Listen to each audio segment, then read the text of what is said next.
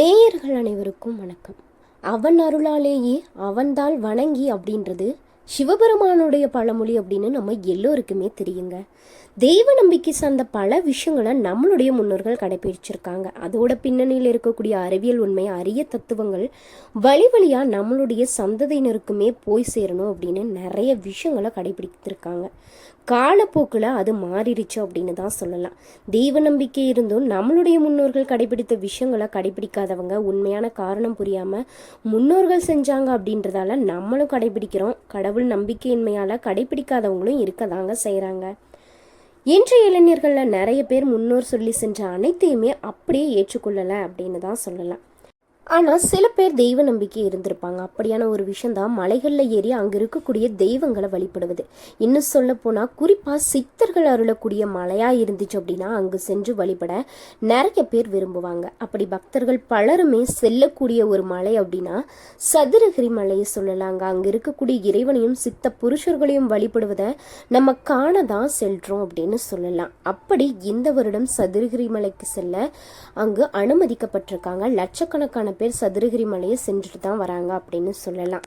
நீங்களும் சதுரகிரி மலைக்கு போயிருக்கீங்க அப்படின்னா இல்லை போக போறீங்க அப்படின்னா உங்களுடைய அனுபவத்தை மறக்காம கமெண்ட் பாக்ஸில் சொல்லுங்க. சதுரகிரி மலையில் இருக்கக்கூடிய ஈசனை உங்களுக்கு பிடிக்கும் அப்படின்னா இந்த வீடியோக்கு ஒரு லைக் பண்ணிட்டு மறக்காம கமெண்ட் பாக்ஸில் சிவாய நமக அப்படின்னு சொல்லிட்டு 3 முறை கமெண்ட் பண்ணுங்க. அதுக்கு முன்னாடி நீங்க இப்பதான் ஃபர்ஸ்ட் டைம் நம்மளுடைய சேனலை பார்க்குறீங்க அப்படின்னா மறக்காம சேனலை சப்ஸ்கிரைப் பண்ணிக்கோங்க. கூடவே இருக்க பெல் ஐக்கானையும் கிளிக் பண்ணிக்கோங்க. அப்பதான் நம்ம போடக்கூடிய வீடியோ நோட்டிஃபிகேஷன் மூலியமா உடனுக்குடனே உங்களை வந்து சேரும். வாங்க வீடியோக்குள்ள போகலாம்.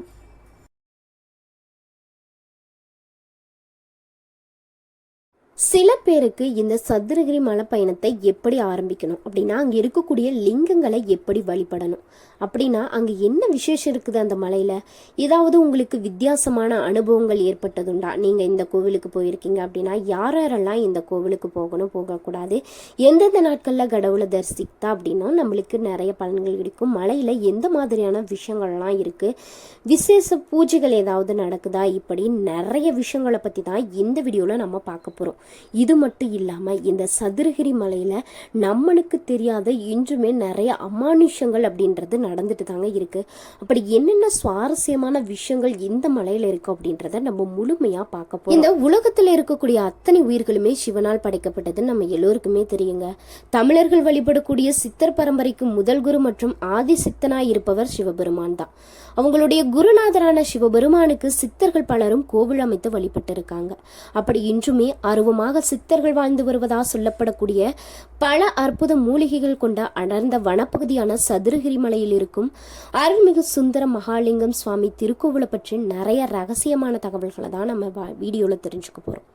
4 திசைகளிலும் மலைகளால் சூழப்பட்டிருப்பதால இந்த பகுதிக்கு சதுரகிரி அப்படின்னு பெயர் வச்சிருக்காங்க. இந்த சதுரகிரி வனப்பகுதி 64,000 ஏக்கர் பரப்பளவு கொண்டிருக்கு. புராணங்களின்படி பார்த்தோம் அப்படின்னா இங்கு வாழ்ந்த பச்சைமால் எனும் இடையர் குலவாலிபன் தன்னுடைய மனைவி சடைமங்கையுடன் வாழ்ந்து வந்திருக்காரு. சடைமங்கை தினமும் பசும்பாலை தன்னுடைய மாமனாரிடம் கொடுத்து விட்டு வருவது ஒரு வழக்கமாக வைத்திருந்திருக்காங்க. அப்படி ஒரு முறை அவள் பசும்பாலை கொண்டு செல்லும் வழியில ஒரு துறவி அந்த பாலை தனக்கு குடிக்க தருமாறு கேட்டிருக்காங்க. அவங்களுமே அந்த பாலை கொடுத்திருக்காங்க. இப்படி தினமும் அந்த துறவிக்கு பசும்பால் கொடுத்து வருவதை தெரிந்து கொண்ட அவள் கணவன் பச்சைமால் அவளை அடித்து துரத்து விட்டான். இதை தெரிந்த அந்த துறவி சடைமங்கையை சடாதாரி எனும் பெயர் கொண்ட காக்கும் தெய்வ சிலையா மாற்றிவிட்டு மறைந்து விடுறாரு. தன்னுடைய தவறை உணர்ந்த பச்சைமால் அன்று முதல் இங்கு தவமிருக்கும் சித்தர்களுக்கு பால்தானம் செய்து வந்திருக்கான். ஒருமுறை சிவபெருமான் ஒரு துறவி வேடத்துல சிவ பூஜைக்கு பால் கறக்கப்படும் பசுமாட்டின் பாலை கறந்து குடித்து கொண்டிருந்திருக்காரு. இதை கண்டு கோபம் கொண்ட பச்சைமால் துறவியின் தலையில் தன்னுடைய கோல் கொண்டு அடித்திருக்காரு. அப்போது சிவன் தனது உண்மை வடிவில் தோன்றி அனைவருக்குமே காட்சி கொடுத்திருக்காரு. பச்சைமாலுக்கு மோட்சம் அளித்து சித்தர்களுடைய வேண்டுகோளின்படி இந்த மலையிலேயே மகாலிங்கம் என்ற லிங்கமா தோன்றியிருக்காரு. இன்றுமே இந்த லிங்கத்தின் தலைப்பகுதியில் அடிபட்டு இருப்பதை நம்மளால பார்க்க முடியும். இந்த சதுரகிரி மலையில பல லிங்க கோவில்கள் இருக்குங்க. இதுல சில சித்தர்கள் ஸ்தாபித்ததாகவும் சொல்லப்படுது. அகத்திய சித்தர் இந்த மலையில தங்கி தவம் இயற்றிய போது ஒரு லிங்கத்தை ஸ்தாபித்து வழிபட்டு வந்திருக்காரு. பிற்காலங்கள்ல சுந்தரானந்த சித்தர் அகத்தியர் பூஜித்த அந்த லிங்கத்திற்கு தொடர்ந்து பூஜைகள் செய்து வந்ததால பிற்காலங்கள்ல அந்த லிங்கம் சுந்தரமூர்த்தி லிங்கம் அப்படின்னு அழைக்கப்பட இருக்கு.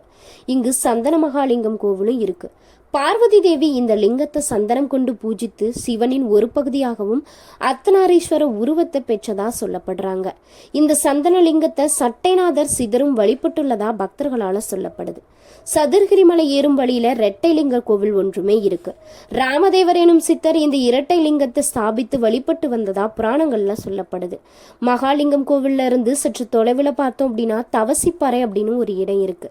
இந்த பகுதியில் இருக்கக்கூடிய நீர் மற்றும் மஞ்சள் நிறத்தில் தான் இருக்கும். பார்வதி தேவி இந்த பகுதிக்கு வந்தபோது உடன் வந்த சிவலோக பணிப்பெண்கள் இந்த தீர்த்தத்தில் நீராடும் போது மஞ்சள் தேய்த்து குளித்ததால இங்க இருக்கக்கூடிய நீர் மற்றும் மஞ்சள் நிறத்தில் இருப்பதற்கு காரணம் அப்படின்னே சொல்றாங்க. இது கேட்கறதுக்கே ரொம்ப ஆச்சரியமான விஷயமாக தான் இருக்கு. மேற்கு தொடர்ச்சி மலைத்தொடர்களை சேர்ந்தது தான் இந்த மலை. வனங்களும் தூய்மையான அருவி நீர் பல அற்புத மூலிகைகள் கொண்ட பகுதியா இருக்கு. இதன் காரணமா பழங்காலத்திலிருந்தே இந்த சதுரகிரி மலை சித்தர்களுடைய இருப்பிடமா இருந்து வந்திருக்கு. வருஷத்துக்கு ஒரு முறை இந்த சதுரகிரி மலை பாத யாத்திரை மேற்கொண்டு இங்க இருக்கக்கூடிய தீர்த்தங்கள்ல நீராடி இங்கிருக்கும் சிவபெருமான வழிபடுவதால எப்பேற்பட்ட உடல்நல குறைபாடுகளும் நீங்குவதா பல வருடங்கள் சதுரகிரி பாத யாத்திரை மேற்கொண்ட பக்தர்களுடைய அனுபவ வாக்குமூலமாகவே இருக்குங்க. ஒவ்வொரு பௌர்ணமி என்றும் பக்தர்கள் சதுரகிரி யாத்திரை மேற்கொள்றாங்க. சித்ரா பௌர்ணமி அப்போ ஏராளமான பக்தர்கள் இந்த மலை பாத யாத்திரை கிரிவலம் வந்து சிவனை வழிபடுறாங்க. சிவராத்திரி என்று இங்க இருக்கக்கூடிய அனைத்து லிங்க கோவில்கள்லயுமே சிறப்பு பூஜைகள் நடைபெறுது. பொதுவா இந்த சதுரகிரி மலை பயணத்தை புத்துணர்ச்சி ஊட்டக்கூடிய ஒரு காட்டு வழி பாதை அப்படின்னு சொன்னா அதுல ஆச்சரியம் கிடையாது. இங்கு நிறைய ஊற்றுகள் இருக்கு. நாவல் ஊற்று, சித்தர்களுடைய பூமி, இது மட்டும் இல்லாம ஒத்தையடி பாதை, மரத்துல தோன்றக்கூடிய சித்தர்கள், தவசி குகை, பெரிய மகாலிங்கம், சந்தனமயம், மதிமயக்கக்கூடிய வனம் அப்படின்னு நிறைய விஷயங்கள் அப்படின்றது இந்த சதுரகிரி மலையில இருக்கு அப்படின்னே சொல்லலாங்க. சந்தன மகாலிங்கம் கோவில்ல இருந்து பார்த்தா தவசிப்பாறை சின்னதா தெரியும். தவசிப்பாறைக்கு கீழே தவசி குகையும் இருக்கு. இதில் சித்தர்கள் கண்ணுக்கு தெரியாம சில சமயங்கள்ல வந்து செல்வதா சொல்றாங்க. 2 அடி உயரம் கொண்ட குகை என்பதால 10 அடி தூரத்துக்கு தவழ்ந்து தான் போகணும். அதை கடந்தால் 5 அடி தூரத்துக்கு அமர்ந்தபடி முழங்காலிட்டு போகலாம். அதையும் கடந்தால் நின்றபடி நடக்க முடியும். தவசிப்பாறையை சென்ற பிறகு கீழே இறங்கும் மற்றொரு வழியில வந்தா பெரிய மகாலிங்கம், வெள்ளை விநாயகர், மாவுத்து போன்றவற்றை வணங்கி நம்ம சுந்தர மகாலிங்க கோவிலுக்கு வந்து சேரலாங்க. இந்த சதுரகிரியில இன்னொரு விஷயமே இருக்கு. அதாவது இங்க ஒரு குகை இருப்பதாகவும் மனதை மயக்கி மனிதர்களை விழுங்கக்கூடிய மலைக்காடு அப்படின்னு இன்னொரு விஷயம் சொல்லப்படுது. இதெல்லாம் சித்தர்களுடைய வேலையா இருக்குமா அப்படின்னு நிறைய ஆராய்ச்சிகளுமே செய்யப்பட்டிருக்காங்க. சித்தர்களுடைய பூமி அப்படின்னு சொன்னாலும் இதற்கு இன்னொன்று விஷயமே இருக்கு. தீர்த்தங்களுடைய சொர்க்கம் அப்படின்னு சொன்னாலும் அது சதுரகிரி மலை தாங்க. சித்தர்களுடைய வசிப்பிடம், காட்டு விலங்குகளுடைய புகலிடம், அபூர்வ சக்திகள் படைத்த மூலிகைகளின் வாழிடமாகவும் இந்த சதுரகிரி மலை இருக்கு. பரம்பொருள் சிவ பரமாத்மாவின் அருட்கடாட்சம் பெற்றிருக்கு. சிவன்மலை என்றும் மகாலிங்க மலை என்றுமே இந்த மலை சொல்லப்படுது. இந்த மலையில் ஓடக்கூடிய தீர்த்தங்களும் மூலிகைகளும் நோய்களை தீர்க்க வல்லது. இந்த மலையில் ஏறி இறங்கினோம் அப்படின்னா உடலில் உள்ள வியர்வை வெளியேறி மூலிகை கலந்த காற்றுப்பட்டு பல நோய்கள் குணமாவதா சொல்லப்படுறாங்க. மருத்துவ குணம் கொண்ட தாவரங்களின் மேல்பட்டு இறங்கி வரும் தண்ணீர் தங்கிய சுனைகள் இங்கே இருக்கு. இது குறிப்பிடத்தக்க உதகநீர் சுனையா சொல்லப்படுது. ஜோதி விருட்சம், சாய விருட்சம், கருநெல்லி விருட்சம், ஏர் அழிஞ்ச விருட்சம், சுணங்க விருட்சம், கனையருமை விருட்சம் போன்ற பல விருட்சங்கள் இந்த மலையில இருக்கு. சந்திர தீர்த்தம், கவுண்டிய தீர்த்தம், சந்தன மகாலிங்க தீர்த்தம், பிரம்ம தீர்த்தம், பொய்கை தீர்த்தம், பசுக்கிடை தீர்த்தம், குளிராட்டி தீர்த்தம் போன்ற தீர்த்தங்கள் இந்த மலையில இருப்பதாகவும் சொல்றாங்க. அகத்தையும் புறத்தையும் குணமூட்டக்கூடிய சதுரகிரி அப்படின்ற பெருமை இந்த சதுரகிரி மலைக்கு நிறையவே இருக்கு அப்படின்னு சொல்லலாங்க.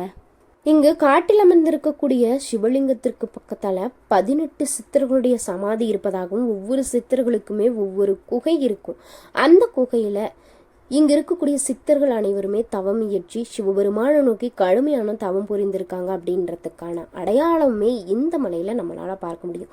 இது சித்தர்களுடைய பூமி அப்படின்னும் சொல்லப்படுறாங்க. இன்று வரைக்குமே அருவமா இங்கு சித்தர்கள் வந்து இங்க இருக்கக்கூடிய சிவனை வழிபட்டுட்டு தான் வராங்க அப்படின்னா உங்களால நம்ப முடியுதா? நீங்களும் இந்த சதுரகிரி மலைக்கு போயிருந்தீங்க, அங்கே ஏதாவது ஒரு சுவாரஸ்யமான விஷயத்த பார்த்துருந்தீங்க, ஏதாவது புதுசாக ஒரு விஷயம் கிடச்சிருக்கு அப்படின்னா மறக்காமல் உங்களுடைய அனுபவத்தை எங்களோட ஷேர் பண்ணிக்கோங்க. அதுக்கு முன்னாடி இங்கே இருக்கக்கூடிய ஈசன் ஆகட்டும், இங்கே இருக்கக்கூடிய மலைப்பகுதி ஆகட்டும் உங்களுக்கு ரொம்ப பிடிச்சிருந்துச்சு அப்படின்னா இந்த வீடியோக்கு ஒரு லைக் பண்ணிவிட்டு இந்த வீடியோ பற்றி நீங்கள் என்ன நினைக்கிறீங்கன்னு சொல்லிட்டு உங்களுடைய கருத்துக்களையும் மறக்காமல் கமெண்ட் பாக்ஸில் பதிவிடுங்க. வீடியோ பிடிச்சிருந்தா லைக் பண்ணுங்கள், ஷேர் பண்ணுங்கள், கமெண்ட் பண்ணுங்கள். நீங்கள் இன்னும் சேனலை சப்ஸ்கிரைப் பண்ணாமல் இருந்தீங்கன்னா மறக்காமல் சப்ஸ்கிரைப் பண்ணிக்கோங்க. கூடவே இருக்க பெல் ஐக்கானையும் மறக்காமல் கிளிக் பண்ணிக்கோங்க. அப்போ தான் நம்ம போடக்கூடிய வீடியோ நோட்டிஃபிகேஷன் மூலியமாக உடனுக்குடனே உங்களை வந்து சேரும். நன்றி நண்பர்.